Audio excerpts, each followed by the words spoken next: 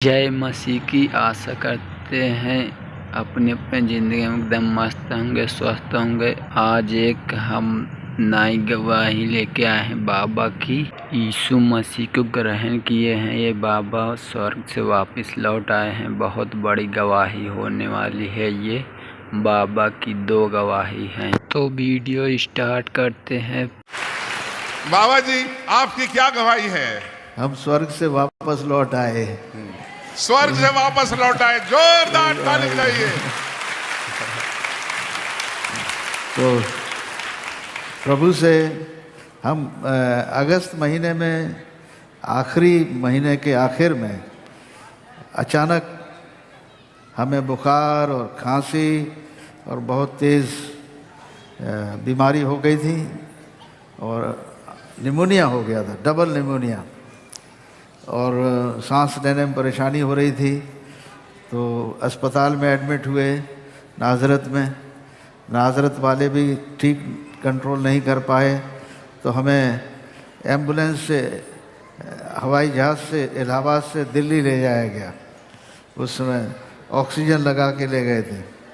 Oxygen लगी हुई थी और ऑक्सीजन लगा के हमें एरोप्लेन से ले गए दिल्ली, और हम वहाँ एडमिट रहे 1 महीने आईसीयू में। अब सोचो, 1 महीना आईसीयू में 15 किलो वजन कम हो गया उस समय।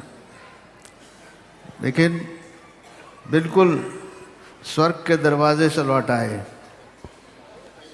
जाते जाते प्रभु को शायद और काम लेना था।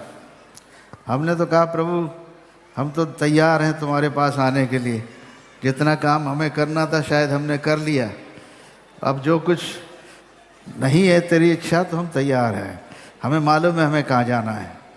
हमको ये नहीं पता था कि हमें नरक में जाए, हम तो मालूम है कि स्वर्ग में जाएंगे, क्योंकि तू हमें कितने बार दिखा सका है। प्रभु ने हमें कितने बार दर्शन में दिखाई वो जगह। मुझे अच्छी तरह याद है कि एक दर्शन मैंने देखा था। पहले तो ये 1 महीना बीमारी का, 1 महीने आईसीयू में, उसके बाद आईसीयू से निकल के फिर रिकवरी में आए।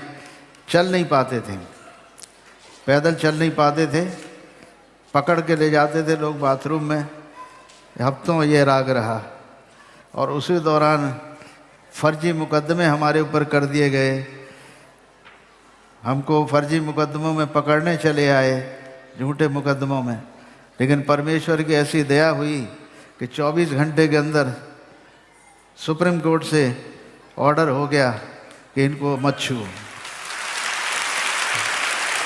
तो परमेश्वर सुप्रीम कोर्ट को आशीष दे, हाई कोर्ट को, सारी जुडिशरी को परमेश्वर बड़ी बरकत दे।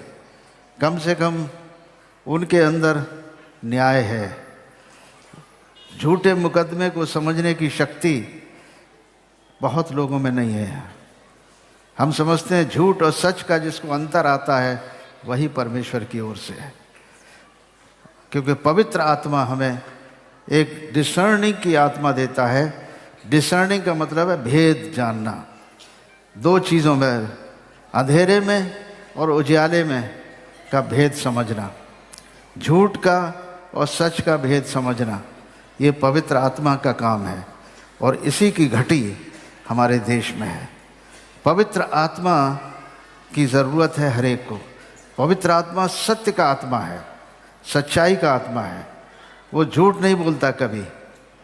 हमने कभी ऐसा कोई काम नहीं किया जिसलिए हमारे कोई पीछे दौड़ेगा, कभी नहीं। सत्य पर रहें, हमेशा सत्य पर खड़े रहें।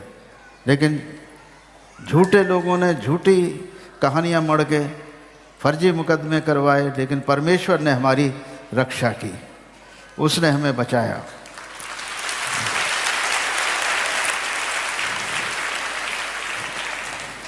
तो प्रभु का एक बार दर्शन हुआ मुझे कि मेरे साथ बहुत बड़ी ट्रेन है। ट्रेन जानते हैं? ट्रेन समझ रहे? ट्रेन, अरे ग्लैडमैन कहाँ चले गए? तुम यार गवाही ले रहे हो?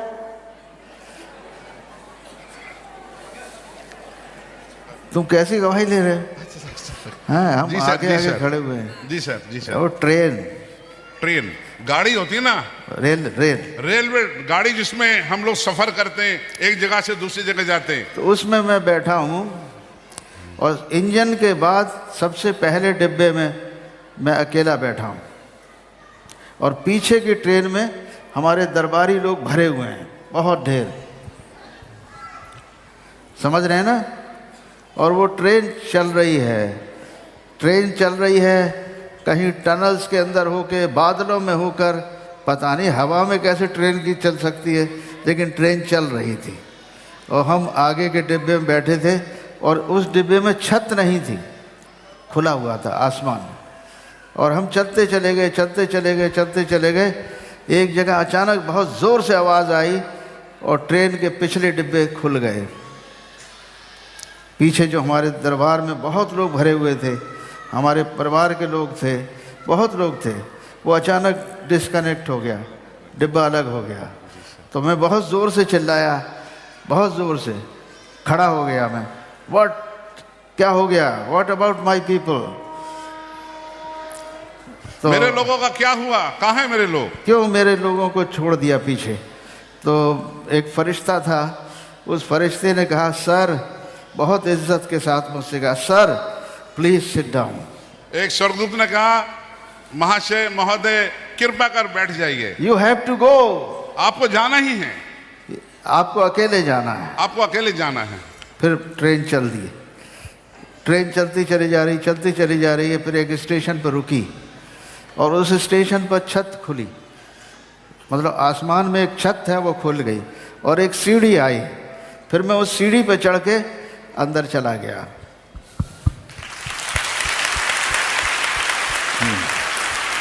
सीढ़ी पे चढ़ के अंदर गया तो फिर उसके बाद वहाँ क्या देखा मैंने, वहाँ बहुत अच्छी ठंडी हवा बह रही थी और इतना आनंददायक हवा थी जिससे हमें बड़ी ताकत मिल रही थी, बहुत पावर की। और वो ऐसी विंड थी जैसे उड़ा देगी अभी, इतनी तेज़ हवा थी, लेकिन वो हवा हमें नुकसान नहीं पहुंचा रही थी, वो हमें ताकत भर रही थी निरंतर। और हमने फिर बहुत ढेर बड़े सुंदर मकान देखे, बड़े बड़े मैंशंस, बड़े बड़े मैंशंस, लेकिन न वो ईंट के थे न पत्थर के थे। बताइए, जो बड़े बड़े मकान, बड़े बड़े घर वहां पर देखे स्वर्ग में, वो ना तो ईंट के बने थे और ना पत्थर के बने थे। फिर वहाँ पर हरे उसकी दीवारों में फूलों के पेड़ लगे हुए थे और उसमें से फूल ही फूल निकल रहे थे। और उसके बाद जो मैदान है वो मैदान फूलों से भरा हुआ था और ऐसे सुंदर फूल जिसकी हम कल्पना नहीं कर सकते। पृथ्वी पर वो रंग हमने कभी नहीं देखे, वो रंग हमने कभी नहीं देखे।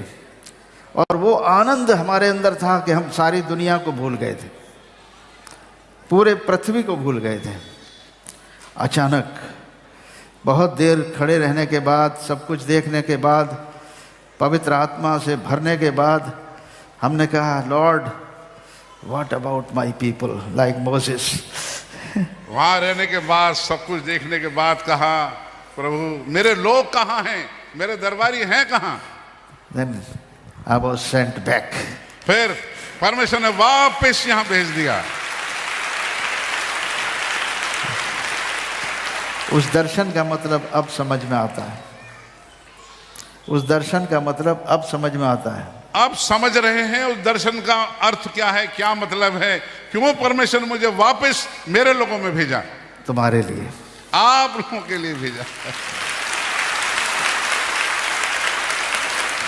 कि अभी तक सुसमाचार के सुनाने का समय पूरा नहीं हुआ है, सुसमाचार सुनाने का समय पूरा नहीं हुआ है और सुसमाचार सुनाने का ये अंतिम समय है कि हम उस खुशखबरी को पूरी दुनिया में बांटें। और इसी खुशखबरी के लिए मैं वापस लौट आया। जोरदार ताली बजा के इसको धन्यवाद करेंगे। परमेश्वर ने उस अधूरे काम को पूरा करने के लिए बाबा जी को वापस हमारे बीच में भेजा है ताकि वो खुशखबरी का पैगाम हर काम तक पहुंच जाए। और बड़ी लड़ाई हो रही थी मेरे लिए। आत्मिक जगत में लड़ाई, स्वर्गदूत लड़ रहे थे और वो आपस में कह रहे थे। एक स्वर्गदूत कह रहा था, शैतान खड़ा हुआ था और शैतान कह रहा था मैं इसको जलाऊंगा, इसको मैं ले जाऊंगा मेरे लिए। शैतान और स्वर्गदूत में झगड़ा था। शैतान कह रहा था मैं इसको ले जाऊंगा जलाने के लिए, और स्वर्गदूत पर मैंने कहा यीशु मैं नहीं जलाया जाऊंगा, मैं गाड़ा जाऊंगा। बाबा जी ने कह दिया, समझ लीजिए मैं जलाया नहीं जाऊंगा प्रभु यीशु, मैं गाड़ा जाऊंगा जैसे यीशु मसीह गाड़े गए थे। Hallelujah, hallelujah, hallelujah. और तीसरे दिन फिर जिंदा हो जाऊंगा। और तीसरे दिन जैसे यीशु मसीह जीवित हो गए, मैं भी जिंदा हूं। ये जिंदा करने का काम, वो तीसरा दिन हमारे लिए हो सकता है 3000 साल हो सकता है 3 साल हो सकता है 300 साल हो, लेकिन वो तीसरा दिन हमारी जिंदगी में जरूर आएगा। आमीन। जरूर वो दिन आएगा जब हम जी उठेंगे। हर विश्वासी के लिए वो दिन आएगा। आमीन। और उस वक्त हमें जो शरीर मिलेगा वो महिमा युक्त शरीर होगा। क्या बात है, जोरदार ताली बजाइए। महिमा युक्त शरीर मिलेगा जो कभी नाश नहीं होगा। प्रभु का वचन कहता है रोमियो के 8 अध्याय उसके 18 पद में, आज का दुख आने वाली उस महिमा के लिए के योग्य, उसको कंपैरेबल नहीं है। वचन में लिखा है, जैसे सर ने बताया, कि आज का दुख उस महिमा जो हमें मिलेगी, आने वाली है, उसकी तुलना में कुछ भी नहीं है। यस, उस महिमा के लिए जोरदार ताली बजा के प्रभु का धन्यवाद करेंगे। The suffering of the present time is not worth comparing with the glory that shall be revealed in us.